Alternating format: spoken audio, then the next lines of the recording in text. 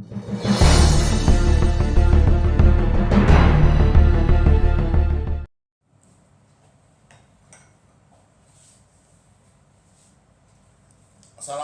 warahmatullahi wabarakatuh. Salam budaya. Saya Sukirman, Ketua Komite Seni Budaya Nusantara KSBN Sumatera Utara. Selamat tahun baru juga di awal tahun 2023. Hari ini saya sangat gembira dan bangga mendapat undangan untuk Festival Kuli Kontrak Ziarah Bangsal Saintis 1926. Sebagai Ketua Komite Seni Budaya Nusantara, saya mengucapkan selamat kepada pribadi-pribadi pemrakarsa Festival Kuli Kontrak ini. Saya tahu festival ini juga akan diisi dengan berbagai macam kegiatan, baik itu kegiatan seminar dan diskusi. Kemudian ada pameran, khususnya tembakau, tembakau Dedi. Juga ada bazar, ada karnaval, atribut masa lalu yang menggambarkan masa-masa kejayaan penjajahan. Kemudian juga ada pertunjukan, khususnya ketoprak dor. Ya, ini kesenian yang tidak lapuk, di hujan, tidak lekang di panas, untuk di tradisi-tradisi perkebunan kita. Kemudian ada pagelaran teater mitologi Sukmo Ilang.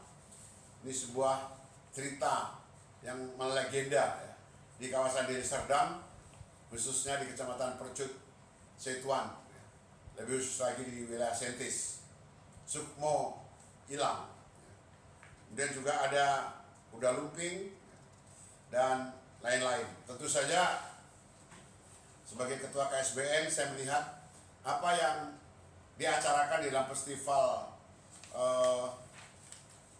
Kuli Kontrak ini sudah mencakup beberapa objek kebudayaan.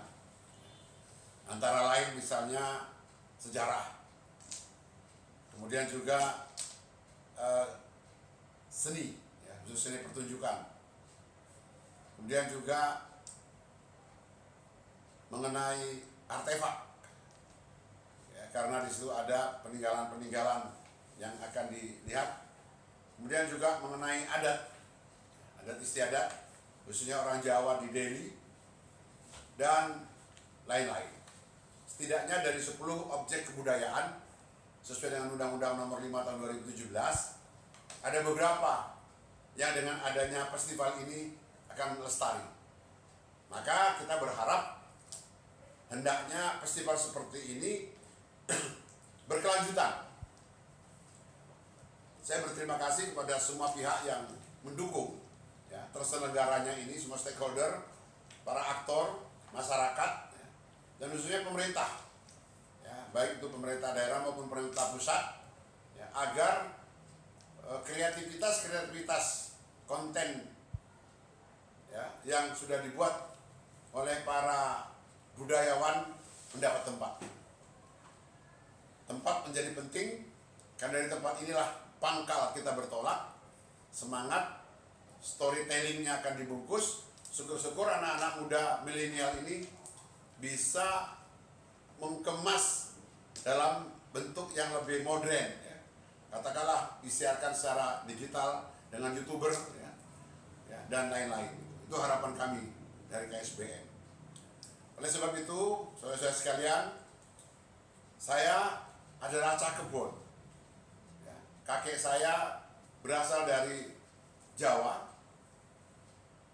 meskipun menurut ceritanya tidak kontrak, tetapi akibat perang Diponegoro pada tahun 1830, ketika Diponegoro kalah dengan Belanda di wilayah barat Yogyakarta, kakek kami dari wilayah Purworejo kemudian bedol desa di 1830-an.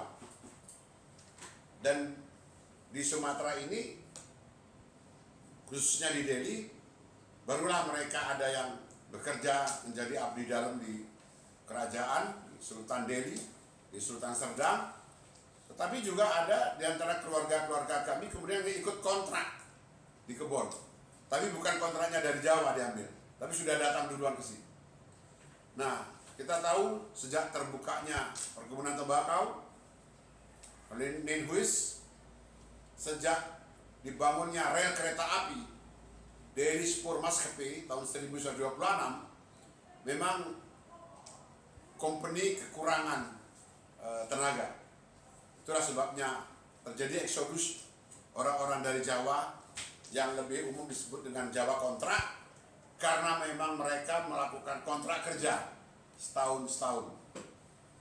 Tapi pada umumnya kemudian tidak bisa pulang karena Belanda itu, kata kakek saya, setiap orang yang habis kontrak akan dibuka pasar malam. Mereka kemudian dibiarkan, bahkan seperti disengaja untuk ikut berjudi, sehingga uang yang sudah ditabungnya untuk pulang ke Jawa itu nanti akan habis ya di meja judi di kebun. Akibat dari itu dia harus menulis lagi kontrak yang baru. Begitulah cerita dari kakek-kakek nenek saya yang sampai akhir hayatnya menjadi pensiunan di perkebunan Adolina di Perbohongan yang sekarang menjadi Kabupaten Serdang Bedagai. Jadi saudara-saudara sekalian, kuli kontrak adalah sebuah zaman, sebuah era, sebuah masa keemasan daripada negara Sumatera Timur pada waktu itu, mungkin ya, untuk mengekspor tembakau yang kemudian dikenal dengan tembakau Delhi dan kualitasnya yang terbaik di dunia sebagai pembungkus cerutu. Nah, kemana kemudian generasi orang-orang Jawa ini? Sekarang situs-situs, artefak-artefak, apakah itu rumah-rumah tuan Belanda, di ladang-ladang tembakau ada bangsal, sekarang semakin hilang. Dengan festival ini kita akan diingatkan. Banyak cerita, banyak tradisi, tetapi bahwa orang-orang Jawa yang selalu nerimo ing pandung, neraka katut swarga ora nunut, telah bermetamorfosa, berakulturasi dengan orang lokal. Kemudian mereka survive, membeli tanah sawah di sekitar perkebunan, sehingga hampir semua di sekitaran, di sekeliling perkebunan-perkebunan itu sekarang menjadi desa-desa yang dihuni orang Jawa.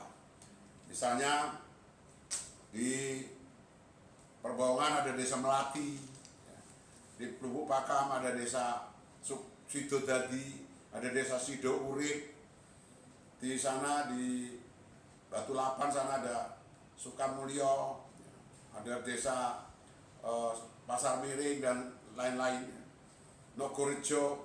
Itu semua desa-desa di pinggir perkebunan. Di Medan ini ada Sentis, ada desa Cintaraya, ada desa Matang Johar, dan lain-lain. Semuanya itu adalah desa-desa yang dihuni oleh bekas-bekas kulit kontrak. Nah, nasib juga berubah. Semua orang tahu PSMS, benderanya PSMS Medan, Persatuan Sepak Bola Medan dan sekitarnya, itu adalah pohon tembakau. Itu tembakau Delhi, itu supremasi tembakau. Dan pemain-pemain PSMS itu yang paling banyak adalah putra-putra dari Jawa kontrak, orang-orang kebon, dari Kerumpang, dari Bulu Cina, dari Klabir 5, dari Kuala Namu. Ini adalah pemain-pemain bola yang telah menjadi tulang punggung PSMS Medan dan sempat menjadi klub sepak bola yang disegani di Indonesia. Oleh sebab itu saya merasakan bahwa ada korelasi kuli kontrak, korelasi majunya perkebunan dengan SDM kita di dalam soal prestasi olahraga.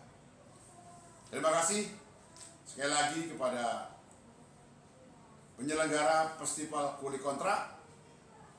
Saya sebagai Ketua KSBN Sumatera Utara mendukung penuh dan berharap festival ini berlanjut dengan pindah-pindah lokasi. Ya, karena apa?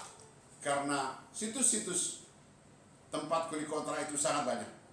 Baik di Kabupaten Deli Serdang, seperti tempat saintis ini, baik di Kabupaten Serdang Bedagai, Simalungun, Kabupaten Langkat, dan banyak lagi. Saya menulis buku Onderneming van Sergei. Di sana ada kisah-kisah, misalnya kursi Tuan Robert itu di Pabatu. Kursi ini tidak bisa dipindahkan dari ruang tamu. Pernah dipindahkan oleh orang-orang tertentu, ditaruh di gudang, dia kemudian pindah lagi ke ruang tamu, pindah sendiri. Nah, ini diyakini akhirnya sampai sekarang kursi Tuan Robert itu masih ada di situ. Nah, ini adalah hal-hal yang mungkin menarik untuk diangkat. Bagian daripada mitos kuli kontrak. Banyak lagi saudara-saudara sekalian. Sukmo Ilang yang dibawa dalam Sejarah Bangsa Saintis ini, saya sudah dengar ceritanya 20 tahun yang lalu. Bahwa ada satu tempat di desa Saintis, sak Mandora nilang kabeh. Konon kabarnya begitu. Apakah itu betul merupakan peristiwa gaib atau peristiwa alam? Biarlah sejarah yang membuktikannya.